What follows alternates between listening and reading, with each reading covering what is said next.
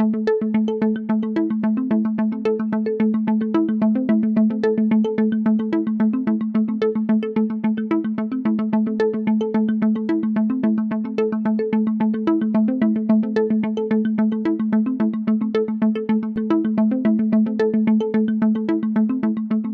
name's Hugh Rhodes. I'm going to talk this week about financing your business project. And by business project, I mean either a startup or maybe a project that you're developing in your business alongside your core activity, and something probably that you're going to need external finance for. So towards the end of the talk, I'm going to talk about where we can get that money from. Grant funding, debt finance, venture capital or equity funding, and I'm going to talk a little bit about crowdfunding as well.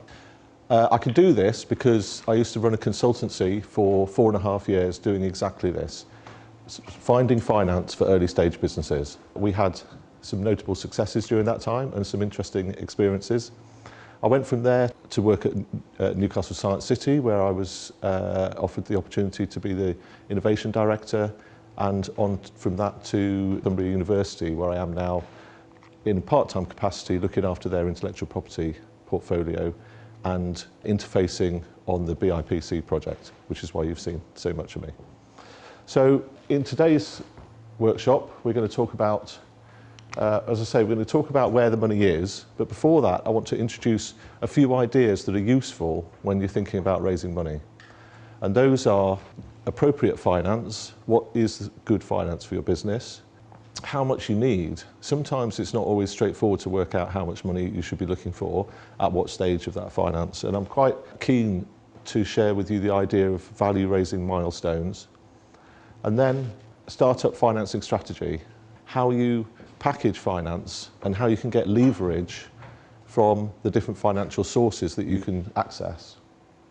A little bit about the cost of money, and then something about the preparation. So the preparation is going to be business planning, pitching, negotiating. And then, as I say, towards the end, we're going to talk about the sorts of grants that are available in the North East particularly, but in the UK, where we can access loan funding and where we can access equity funding. So before we do that, I'd like to do a little thought experiment on thinking like an investor. And what I want you to do is to imagine that you all have £100,000 in your pension funds. And I want you to go and get that now and give it all to me. And I'm going to take my £100,000 and we're going to put that into a pot. And then we're going to invest that money in small businesses. And I want you to tell me what criteria we should use when we're going to make those investments. So I'm looking for 4 or 5 different things. What should we be looking for the businesses we're going to invest in? It's got to be scalable. Scalable, that's good. Able to get your money back out. That's good. We want to get a return on our investment. You've got to have a strong team. Strong team, management team, that's good. Experience. And I also like making some money. So if we, are they making money at the moment and are they making profit at the moment? So these are the things that people are looking for as investors. They want to know if your business, if you've managed to de-risk it, so in other words, if you've tackled the places where there's potentially going to be challenges, if you're currently at revenue, if that revenue is making a profit, how you acquire your customers. So these are all the things that we might look for. Oh, and getting your money back, that's a kind of key. All the things we might look for, and we could talk about this afterwards because we could do this. But most people don't want to invest in small businesses because it's very risky. And the reason why people are sometimes cautious about investing in your business is because they see it as very risky in the same way. So if we can think like an investor, we can get an understanding of the sorts of things we should be saying to a potential investor to persuade them that our business is worth investing in. So appropriate finance. I'm also quite keen on this concept of appropriate finance. When is the finance source matching with your business? And the best way I think to explain this is if I've got, say we've started a business, we're making things, we're in production, we're doing batch production, but we're selling continuously. So every 3 or 4 months we go back to our manufacturer, we get another batch made. We're going to need a big chunk of finance at that point. Say each batch is costing us 100,000. and then we're selling them through our online website at £20 a pop. Each time we need that finance, we need to get that finance before we get our money in. So to me, that would make sense if we could get some debt for that sort of financing, because we're confident, and we've shown in the past, perhaps, that we know that that income is going to be generated. If we can do that, we can keep most of the profit that we make, and we can build our business in that way. At that point, when you're at revenue, and when you're creating margin, when your customer acquisition strategy, you don't necessarily need somebody to invest in the shares in your business, in equity. But if you've got a large investment to make in research and development, take another business example, we want to develop a new piece of technology, track all our vital signs when we go running. It's going to link into our phone. It's going to take a lot of money first to invest before we get to market.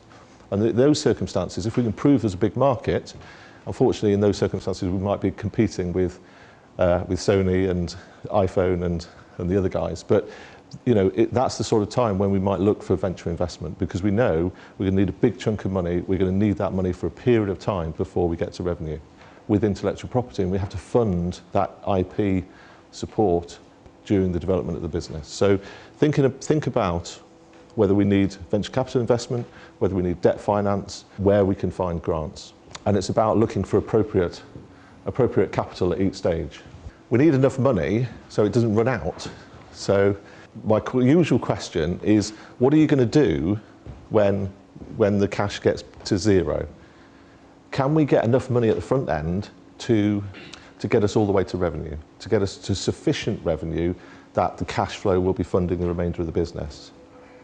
Or can we get us to a point where we know that the company is taking a large step forward such that the investment we've put in to date has been justified, and we would look attractive to another round of investment? And that's the concept of value-raising milestones. Proving that it works, that's a useful proposition, particularly if you're in a technology sense. So I'm always interested in having customers, particularly paying customers, using your product, and how can you develop a finance package that can get you to that point. So in some circumstances, proving the product or service. In other circumstances, we can trial the product, we can trial a service very, very cheaply, very, very quickly. And the discussion that we had early on in the program about lean startup was, let's get out there, let's try it, let's see if people want to buy it. Let's engage in that conversation through social media, and let's iterate the proposition very quickly. So sometimes we can do that in a weekend. Sometimes it takes us 3 months to get there. And commensurately, the different value growth is related to how difficult it is to prove, and how the long-term value of the product is going to develop. So getting to a full product or launch, repeatable customer acquisition, that's another very attractive element to an investor. So if you can show me how you get customers, and if you can show me the margin that you get from those customers, you can work out the economics of scaling the business.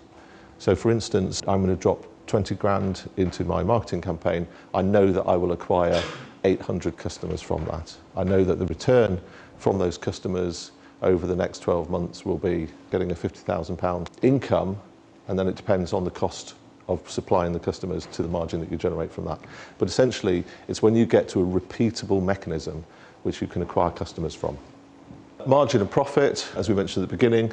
Breakthrough sales, that's always good. So if you've sold 10,000, so once you've sold one customer, then I want to see you selling £10,000 worth of customers, or £100,000 worth of customers, £1 million. So although revenue isn't everything, revenue thresholds are very attractive. They're very good headline numbers to be banding around.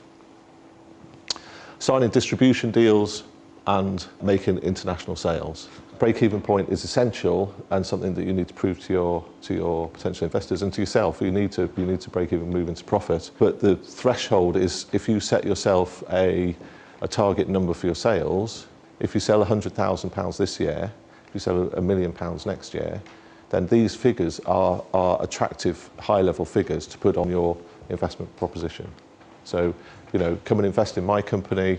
We started 2 years ago. We're currently selling £100,000 worth of material. It's an eye-catching number, and it's something that has psychological impact on potential investors.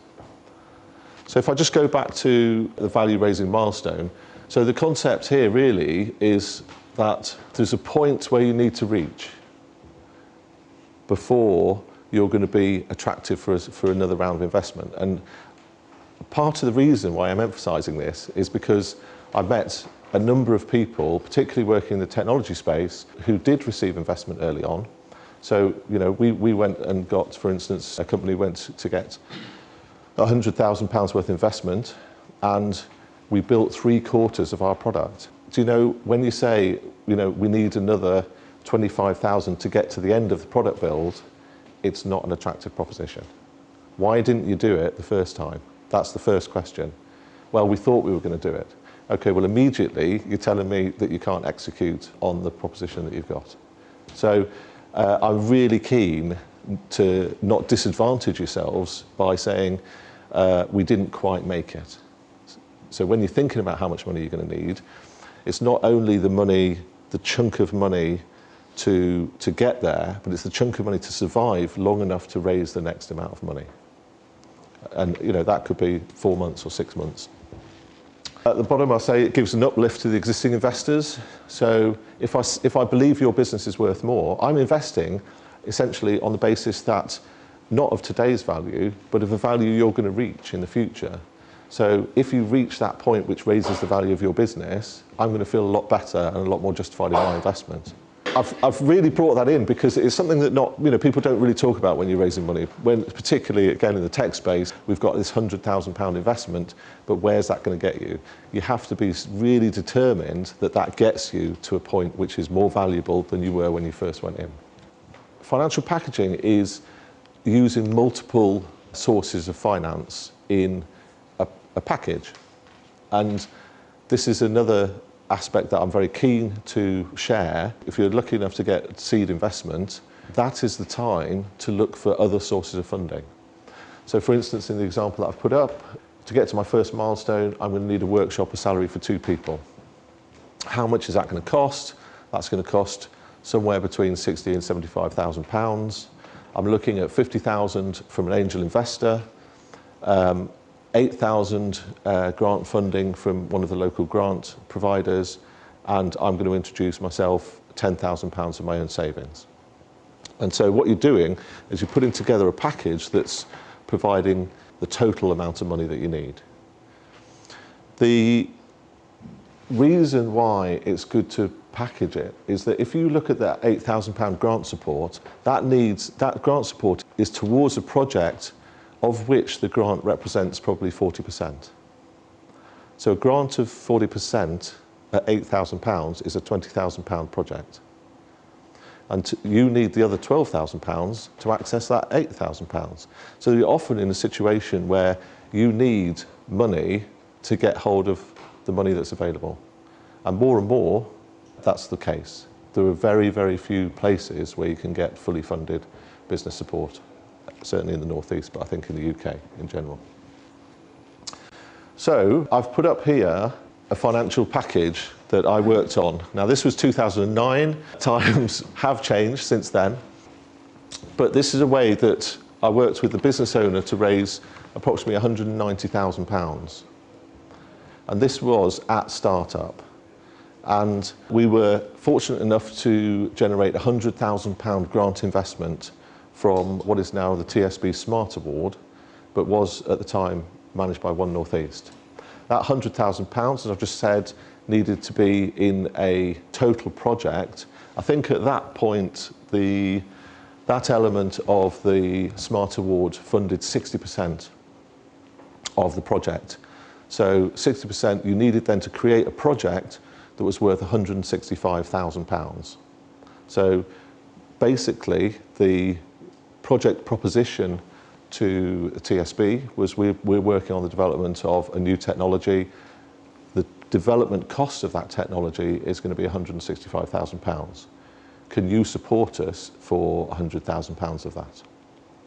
We then needed to find the other £65,000. We were supported by North Star Ventures for £55,000, and NITR, and I have to stress that I don't think NITR is awarding grants at the moment, but they are the Northern IT Research Fund based in Gateshead, for companies based in Gateshead developing IT, and the business owner introduced £5,000. So utilising this idea of financial packaging, we were able to generate a big chunk of money at the front end of the project. So the guy had developed the concept. This was a proof of concept. So the guy had developed an experiment demonstrating the concept worked. So we needed the funding to work out the project.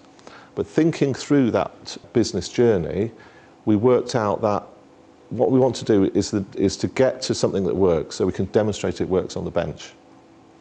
But that in itself wasn't enough for the equity investor guys. They want to see it closer to market.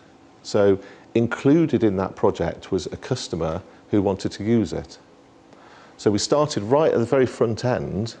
I was talking to the customer and say, look, if we build this thing, it's so much better than what you've got at the moment. Unfortunately, I can't tell you what it is, but it was great.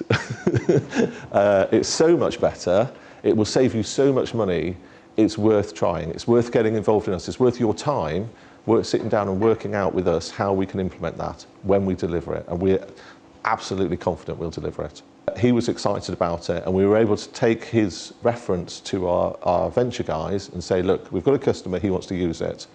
Within this plan, we're going to deliver 20 working units to our customer. He's going to install them, and that's our next value-raising milestone.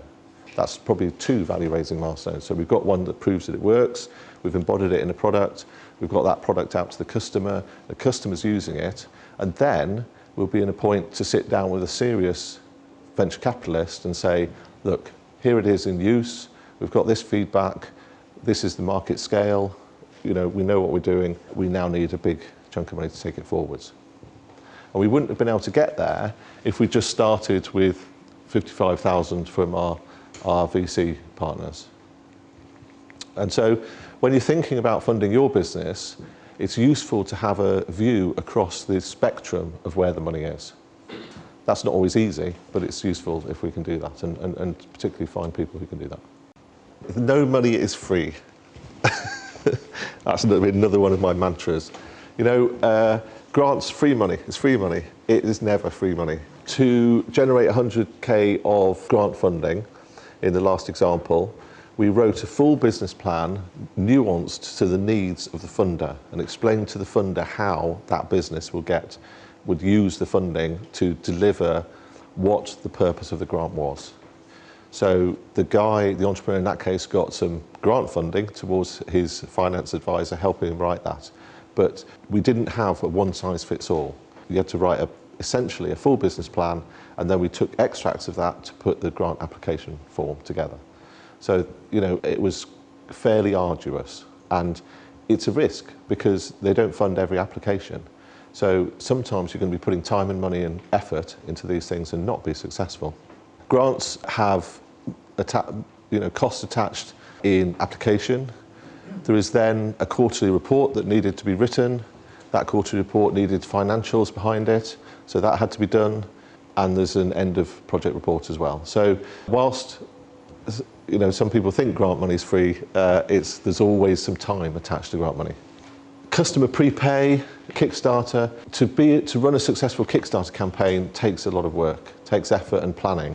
I'm not sure about a rewards-only strategy on Kickstarter, but if you can pre-sell your proposition, then I think that's great. Supplier money, deferred payment, that's great. If you can persuade one of your suppliers to invoice on 120 days or 300 days, that's fantastic, but they want something out of that as well. So sometimes they might be doing it because you've got a very close connection. You might offer them some equity, which I wouldn't recommend, but I've seen that happen. Sometimes you might be doing it because they want to expand their market and they want to be an exclusive supplier to you. So there's always a quid pro quo for the access to that sort of money. Debt money always bears interest, which is the most obvious, I guess. And I refer to that usually as rent. In your mind, it's useful to think about the fact you're renting money, because money is a commodity that you bring to your business. It's something which you have to manage in the same way as you manage your other raw materials and inputs. So you're paying rent on your debts. Your convertible loan is looking for either interest and or shares, and your equity investment is obviously looking for shares, share dividends and potential exit. So money is never free. Preparation. These are in fact my financing mantras. Preparation is the key. People don't really communicate how much preparation goes into successful finance raising. Clients in the past have been surprised by the amount of effort that's required. I am still very keen on a business plan. It depends who you're going to seeking money. But I think a business plan, it doesn't have to be war and peace, but it's something that can embody what you're intending to do and the outcome of what you're intending to do from a financial perspective. I like to see a single intention in your business plan. We are going to do A, B, C, and the results will be D. The opportunities that you have in business are obviously very varied, and you have the capability to take different combinations of those opportunities. But if I'm reading your plan, I want you to tell me what that strategy is. So I want you to go, we are going to do this, then we're going to do this, and once we've done that, we will get this. And make it very clear and very succinct. It doesn't mean you will actually do that, but it means that you will be convincing when you tell people what you're going to do. And it's something that people can question. Whereas if you say, well, we're here and we've got all these opportunities and we'll take one of these opportunities which might lead us to do something else. Again, this is slightly different perhaps if you find a business angel that's willing to just throw some money in on the basis that you are going to use a lean startup method and you pivot until you find your product market fit. But it's a bit old school. I like to see it in a business plan. Nuance to your funder. So all funders have got different criteria.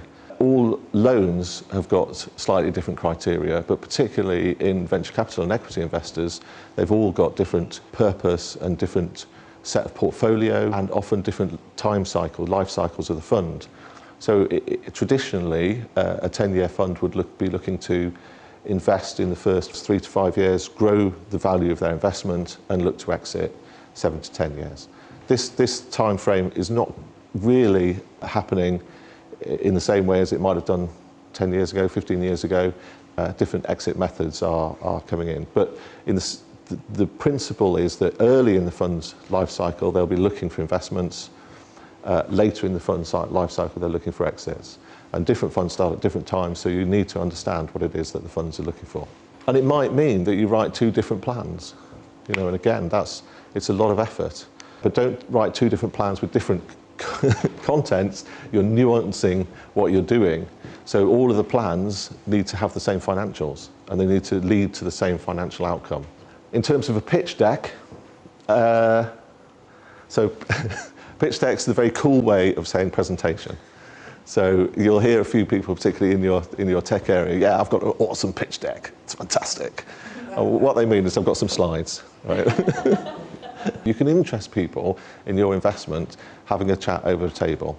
And actually, I find that successful method, but on the basis that the people who are investing genuinely want to know. They want to get under the skin of the company. They really want to know who it is they're investing in and what level of understanding those entrepreneurs have. So most of the investments that I've worked on with clients, we've sat across the table and had a chat about it. It's not been that Dragon's Den environment. Having said that, I like seeing people doing pitch practice. I got our guys up and they were standing there and they were pitching. Every week we got them to stand up and pitch. And the reason for that is that constructing a short presentation, a short pitch about your business, you're distilling down the essence of why it's a good investment. And you are finding vocabulary that conveys the quality of the investment and what it is you're investing in. Sometimes, particularly on the venture side, you might have 4 or 5 main targets. You might have 1. So you really want to be good when you go in. You don't go to a potential investor to practice. You have to practice beforehand. And there are always people that would listen to you and give you feedback on your pitch and on your investment proposition.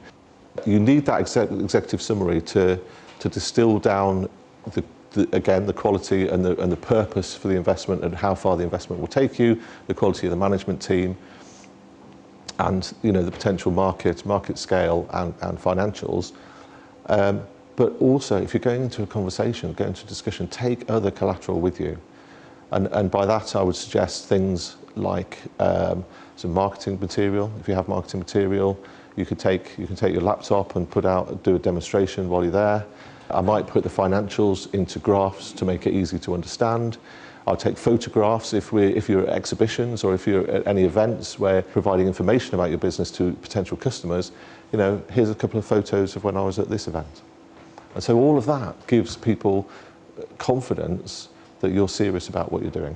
Essentially, get onto Google and have a look at people's pictures. And they put up 5 slides and say, who are the management team? The management team come very high up, usually in a business plan or in a pitch presentation. So these guys have started 2 startups, they've been to exit, they've generated millions of pounds for their investors. What product are we going to make?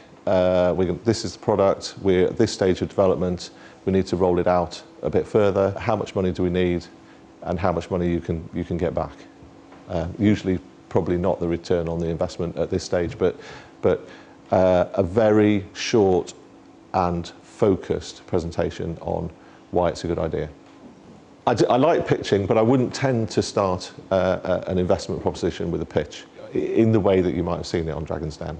I would say, here's my business investment summary, or here's my executive summary. Should we talk about it? Is it something you're interested in? And then I think we're in a much more balanced conversation with investors because, you're giving them an opportunity to invest in your business, and they're not the only investors who may want to invest in your business. So it's important that you select the people. When we come down to there only being one, we're in a bit of a tight spot, but it's important that you find somebody who's a good fit for you, for your business. What do you put in the business plan? Does the technology work? What size is the market? Who are your customers? What's the market scale, margin, financials? It's a useful way of thinking through the sorts of questions that might come up. What are the key resources? What's the cost structure? What's the value proposition?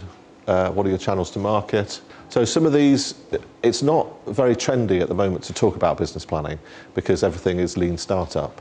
But actually, we need to find a way to embody what it is we're conveying to our potential investors. If you can keep those sections down to a page, you can write a business plan in 10 pages. I think my business plan, my shortest business plan was about 18 pages. What it has to be is succinct and comprehensible and comprehensive, but it's also a selling document. You're also seeking to generate excitement in the people that read it. You have to demonstrate how you can overcome and mitigate the risks that are in the business.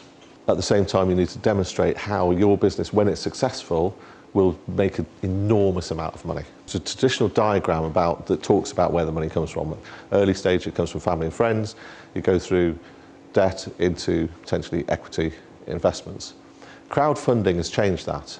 Really, we're seeing a lot of very interesting different financial products and financial systems coming onto the market. I've got a very interesting one, the Bonk of Pants, which is a very interesting proposition because they can mix interest repayment with a repayment in product that they're making.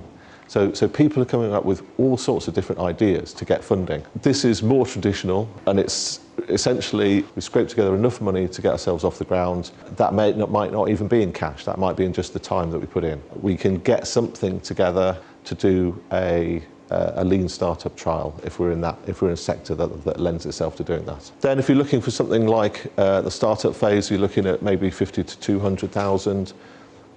It's the sorts of packages that I mentioned earlier. You're looking at a combination of potentially some grant funding, some early stage seed capital, business angels if you can, crowdfunding potentially, and debt as a way to finance your business. Want to know how much income you're getting from your customers so that you can service that loan.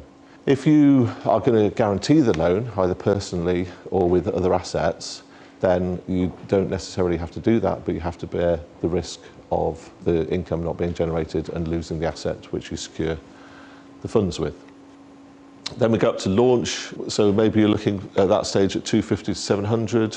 Angel syndicates, again, crowdfunding, seed round, there's an accelerator fund in the Northeast. Mezzanine debt funding, so debt is, not all loans are the same, and they're usually separated by either being secured or unsecured, but also by who gets repaid first should the business go under. And a mezzanine debt is called a senior debt, and that means that it's a loan which has priority on repayment above other loans that might be made to the business. Grant funding again, and asset finance. If you're going to buy plant, machinery, something that you can finance, you could get that on finance. Potentially invoice financing as well. And at a larger stage, you're up and running, you know, you've got 10 people, but you want to grow to 50 to 100, you want a big injection of funds. At that stage, then potentially bank loans if you've got good cash flow, or potentially other investors if you don't.